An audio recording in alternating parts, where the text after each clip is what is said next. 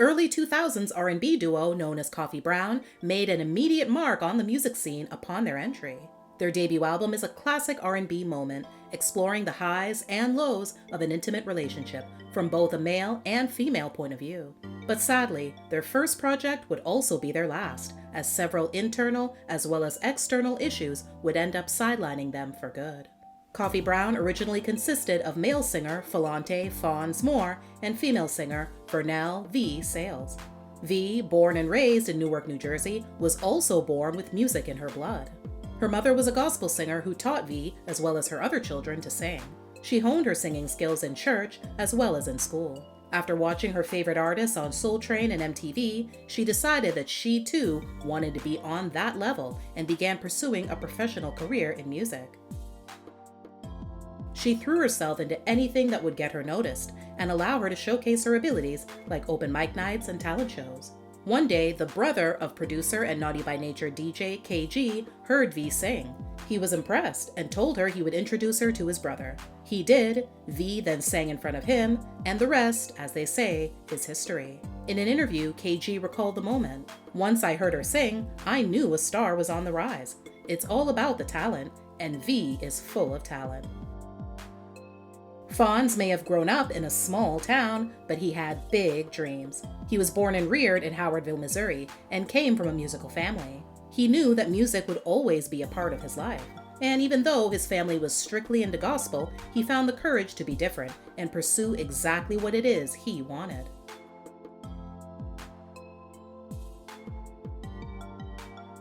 After graduating high school, he ignored his family's advice to go to college and get a real career, and instead left for Minnesota, on the suggestion of family friend RL, lead singer of R&B trio Next.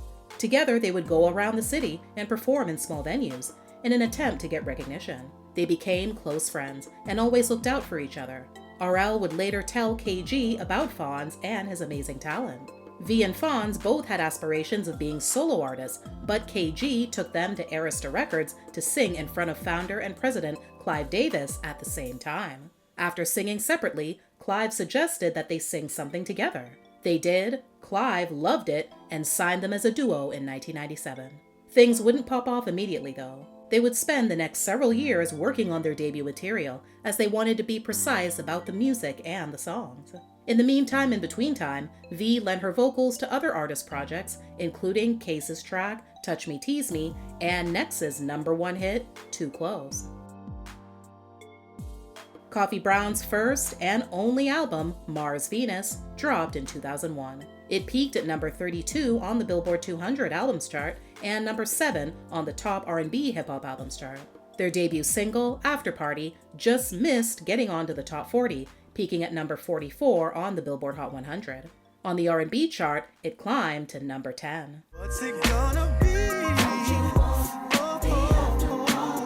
Their second single, Weekend Thing, only appeared on the R&B charts at a lowly number 71, failing to chart altogether on the Hot 100.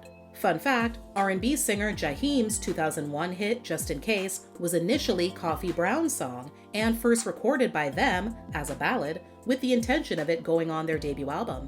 Jaheim was also a protege of KG, and KG decided to give the song to him instead.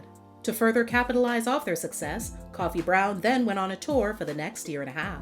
According to V, after they returned home, Fonz decided he needed a break. At this time, Clive had left Arista to found J Records, and L.A. Reid had stepped in. L.A. apparently wasn't about to strong-arm anyone into doing anything, so Fonz was able to easily bow out. According to V, she was the one who was really about that life anyway. You know, we all have our own interpretation on how we we enjoy anything, right? Whatever it is, it doesn't matter what it is. I love traveling. I love singing. I love being on stage. I love entertaining. I love the whole thing about it. I had no problems. I loved interviewing. I loved it. That's because remember, go back to what I said. I wanted to do this since Yeah. a young child. So I love when I got the opportunity, I ran with the opportunity, right? So it didn't matter. I would sleep on the plane. I wouldn't talk to anybody. I would sleep on the plane. I would, when we got off the plane, if we had to do interviews, I would get myself together, we'd do an interview, and then I would go sleep so that I can get on stage. So it was a great opportunity for me. I enjoyed every bit of it. Not so much the same for him.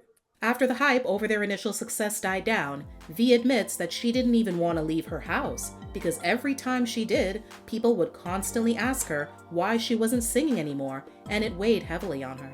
When asked why she didn't pursue a solo career at that time, she was very candid with her answer. I didn't come out as a solo artist back then because I was broken, because I had put so much into Coffee Brown that I was, you ever have something happen to you and it almost paralyzes you? Yeah. So that whole breakup, it paralyzed me, right? And then you be in your own head, and it's so I could go on and on and on, but that's why I didn't at that time, because I was paralyzed. I had lost my mom, and I was never really able to grieve over that, because that's at the same time that I lost my mother. I had to immediately go on tour. Wow. So I had to stuff all of that down to do my job. Then, you know, everything else happened, and we decided that wasn't going to be done anymore. So I was paralyzed. I was depressed. I was all of that. So I had nothing to give anyone because I had to heal me. But I'm back now.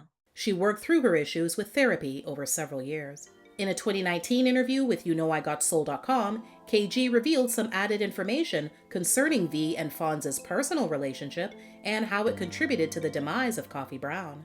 That was just one of the ones that I'm still salty about to this day. I feel like, and not just because it's my work, I felt it was a great project. It didn't get the opportunity to really get out there and touch the people the way that not only I felt, but the genre of R&B deserved. Part of it was self-inflicted. The group didn't really get along, even before it came out. To be honest, I think Arista kind of sensed that and felt that and knew it probably wasn't going to go too far. So they didn't go too far with it. It was already imploding internally. Two other rumors have circulated over the years regarding why Koffee Brown faded away so quickly. One is that V and Fonz were, allegedly, also a couple at some point, and when that relationship ended, so did their desire to work with one another. And the second is Fonz, allegedly, getting caught up in a gay scandal with someone in the industry. Since the news was said to be on the verge of breaking, the label decided to stop all promo abruptly. That story was covered in the book Hiding in Hip Hop by former MTV executive Terrence Dean. On September 1st, 2023, a video was shared on Koffee Brown's Instagram page. The cover image was of their debut album, and the caption read, "We're back." It was official. Koffee Brown was back. Nobody's gonna know. Nobody's gonna know. They're gonna know. How would they know? But with a slightly different look. V was now duetting with Ryan Lane, replacing Fonz as the male singer in the duo. Ryan, born and raised in the Bronx, New York, was always a child of music. While he didn't grow up in a musical family, he always loved the art and began singing in elementary school. His taste in music was quite eclectic. He enjoyed listening to everything from hip-hop and jazz to country and rock. He met KG somewhere between 2016 and 2017 when he was brought in as a singer and songwriter working under KG's R&B record label, Illtown, later known as Divine Mill. In 2019, a friend of mine said that he had someone that he think would work great with me. And so me and Ryan met. We were supposed to go to London. COVID hit, and so then that, of course, everybody was locked in the house. So, but that's how we became the new Koffee Brown. Ryan is also acquainted with Fonz, who gave him his blessing to take his place in the group. Another reason why it took so long for Koffee Brown to resurface is because, according to V, her and Fonz took so long going back and forth about the idea before he finally decided that he'd rather do other things. As Fonz has apparently left the music industry altogether and doesn't have a social media presence, it's unknown what he's currently up to. While Koffee Brown are back in the studio recording new music with KG, they decided to give their fans a blast from the past in the spring of 2024 by releasing an updated visual for the song Didn't Mean to Turn You On from the Mars Venus album. Shortly after that, they dropped a cover of Keith Sweat's 1987 timeless hit, Make It Last Forever. That summer, Koffee Brown released their first official single in over 20 years, called About It, featuring Vin Rock of Naughty by Nature. The comeback continued full steam ahead with the release of their next single, Simple Things, in November 2024. This song, along with About It, will appear on their forthcoming EP, which is expected to be released in 2025. Even though V and Ryan are focused on the future and bringing something new and fresh to the music scene, the legacy of Koffee Brown and After Party will never be forgotten. In a 2024 interview with R&B Junkie, V talked about the impact of the song and why it still resonates with people. We had a meeting recently and someone said, this is an international song and it goes across all backgrounds, all nationalities. It doesn't matter who you are, where you come from, it is a song that everyone gravitates to. Everyone loves it. It's a feel-good song. It's played at weddings and everywhere. It's just a good feeling song that, thank God, has lasted over 20-something years.